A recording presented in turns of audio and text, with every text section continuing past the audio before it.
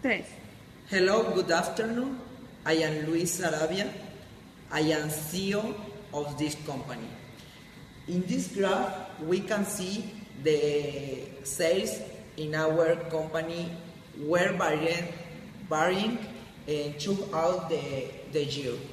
In the first half, we can see the sales were 150,000 in January.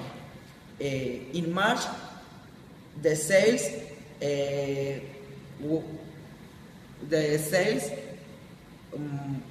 fell, but from April to June, increasing the sales.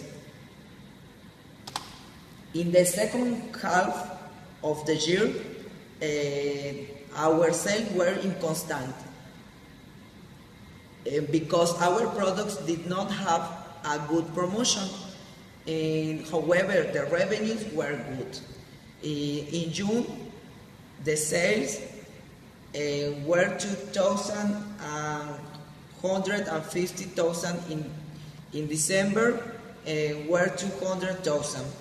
And this information is very important, and we need work on increasing the sales.